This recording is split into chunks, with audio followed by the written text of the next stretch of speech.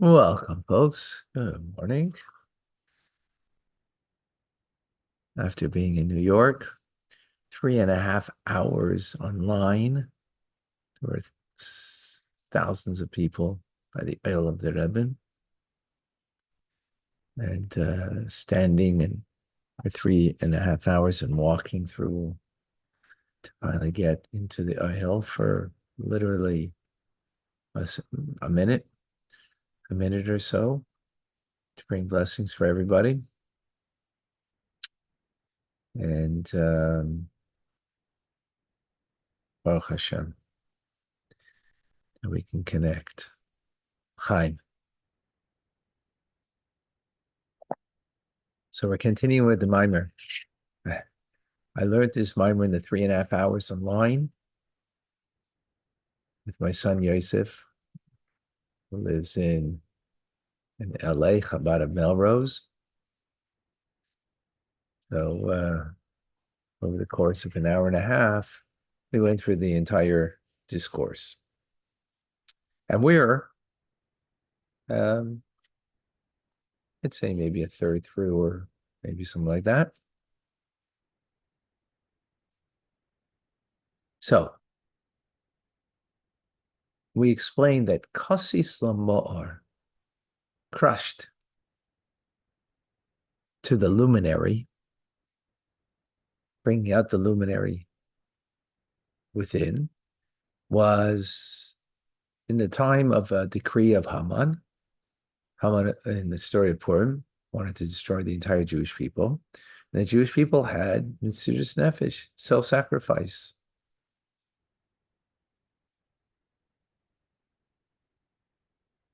And the Rebbe is explaining in his discourse, based on the previous Rebbe's discourse, that it's going to come as a result of the Rai Mehemna, the faithful shepherd, meaning the leader of the generation, which in that time was Mordechai,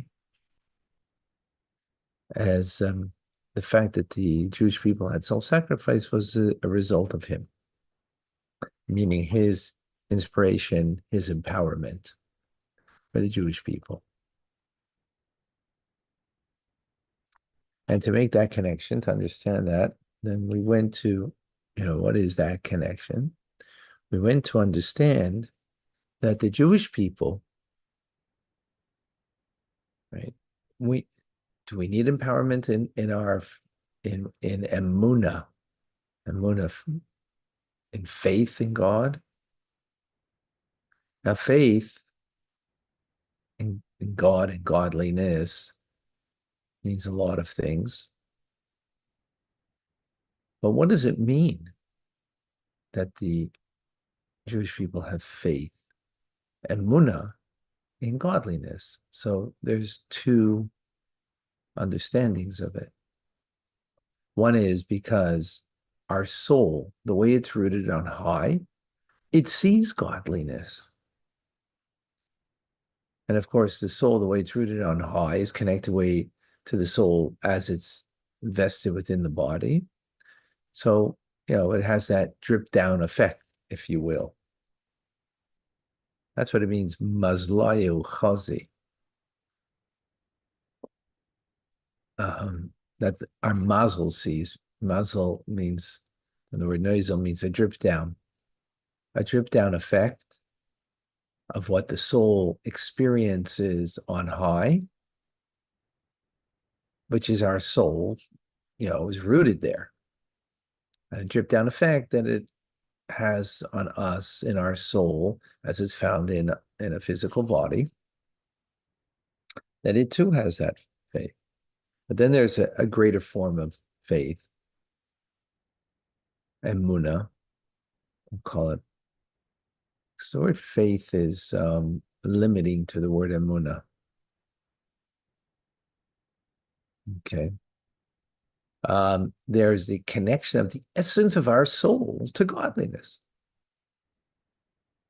In other words, it's not just that we're rooted above and our soul experiences godliness, but in fact, our soul is bound up with godliness.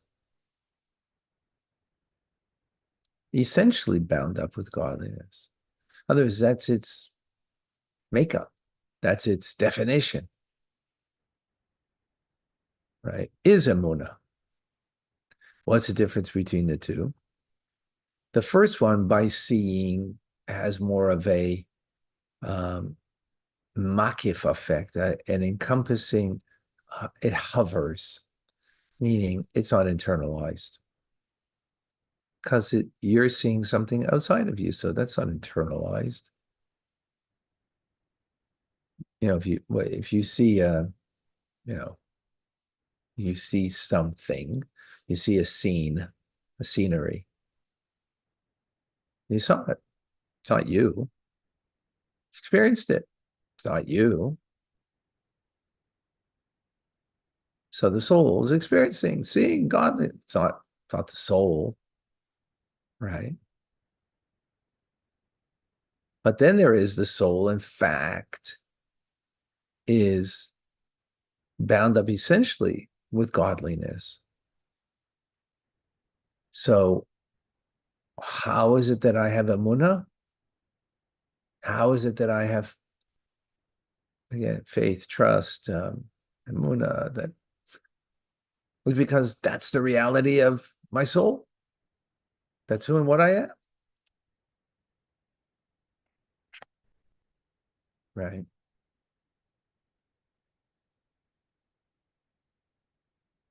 And therefore it's internalized because it's me.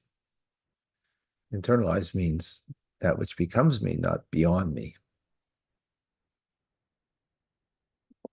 So according to this, then,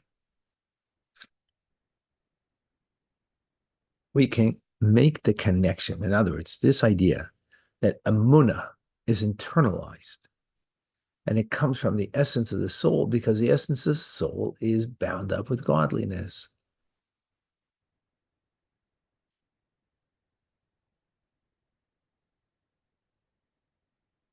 Right. How you get there and how that's expressed, we'll get there, but you said part of it. But so we can explain this connection to now, right? So we're talking about the state of our soul. And now we need to make it connected to the concept of kosis lamor, that when we are crushed, and that crushing experience, or that crushing, whatever you want, right, is bringing me to reveal the core essence of my soul, right? And this comes in connection.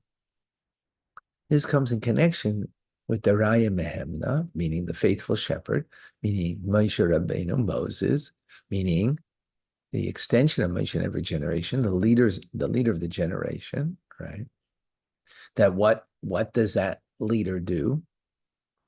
That feeds faith, that it should be internalized. And by feeding faith, how do you feed faith? What does it mean to feed faith? I'm drinking this coffee, l'chaim. What does that mean? It means the coffee becomes part of my flesh and blood. It goes straight to the bloodstream, right? And carries the caffeine that gives me a bit more of a wake up.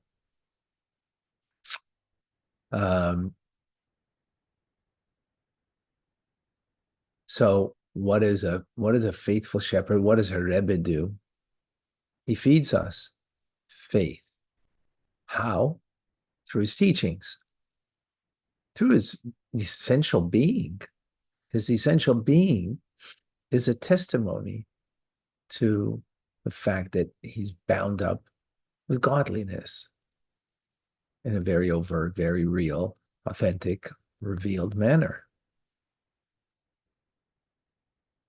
And mostly expressed by the teaching. So be it Fabringen, be it a Maimer, like the discourse that we're learning now. this is feeding us faith, that it becomes internalized.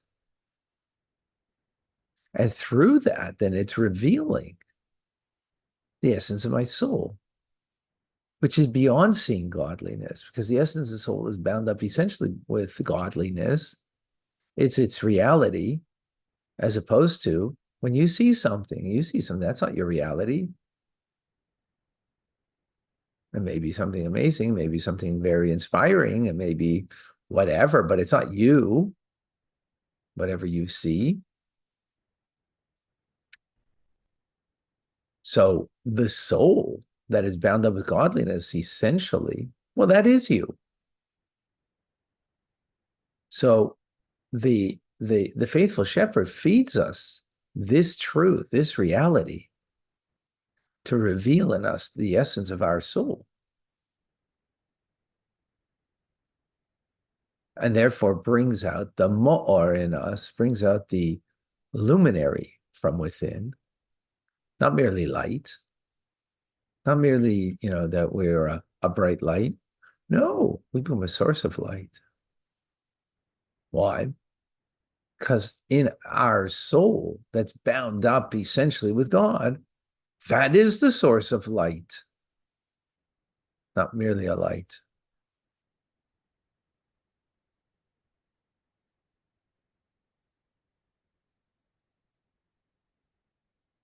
So the question then is, why does it have to be kassis? Why does it have to be you're crushed?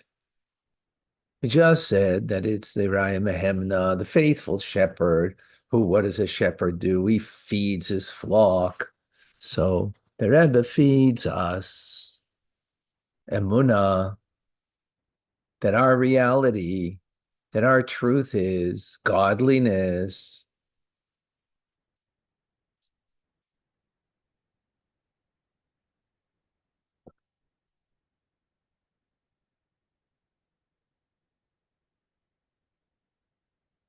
Right?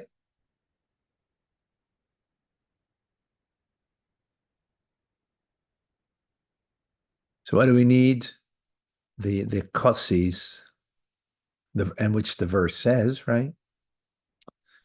That brings out the luminary from within, in order that we should become that, to bring out the luminary from within, which we said that that's in a time of exile, right? When we're broken because godliness isn't revealed. In other words, it's a situation itself.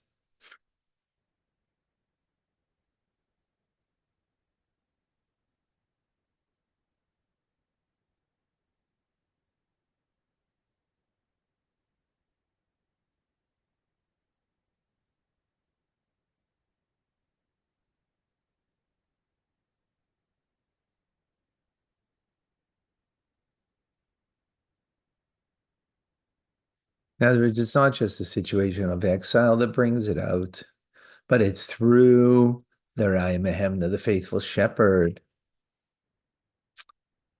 that he brings it out, that it should be revealed.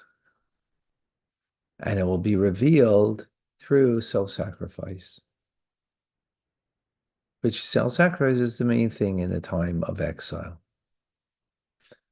Because in a time when godliness is apparent, like in the Holy Temple, godliness is apparent, well, then you don't need self-sacrifice, because you're motivated by the reality and the authenticity of God's presence.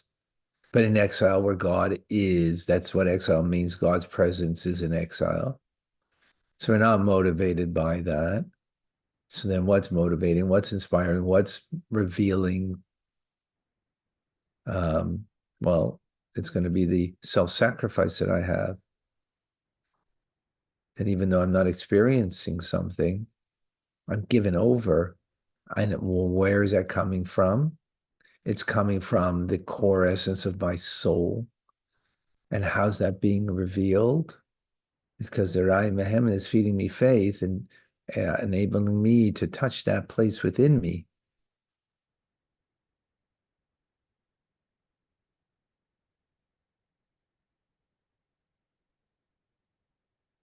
To touch that deep place within me where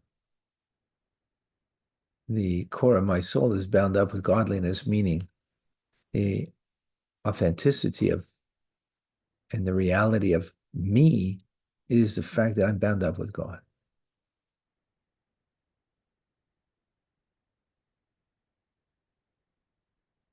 Not merely that I see godliness, because that's what actually the experience.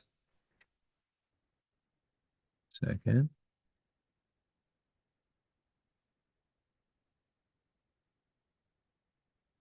right.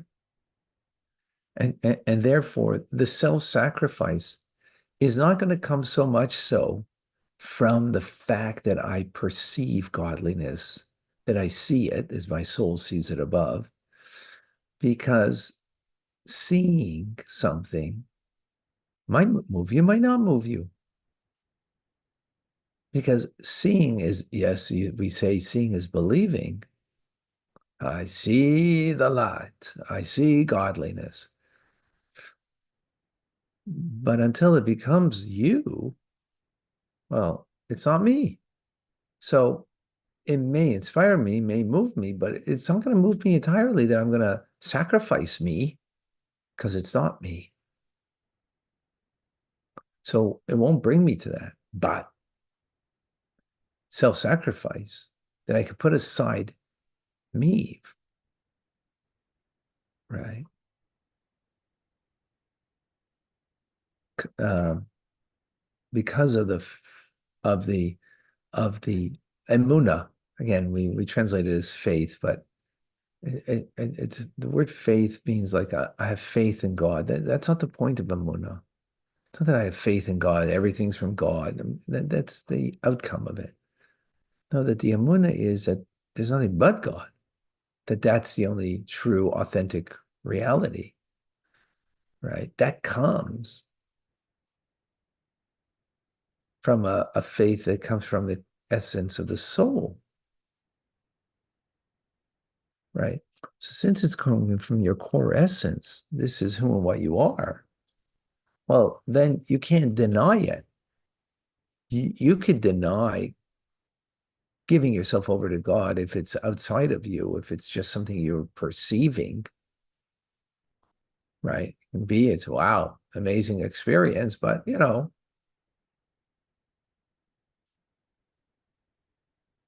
it's there's other things in life. That's because you're perceiving it merely. But here, if it's not you're perceiving it, but it is you, it is the core of you. It's the essence of you is godliness. And it's hard to deny it. And you won't deny it. It's like denying yourself. And therefore you'd be able to sacrifice yourself.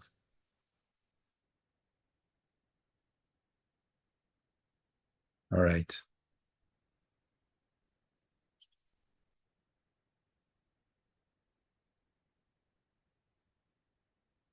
It's pretty heavy stuff. I hope you're following.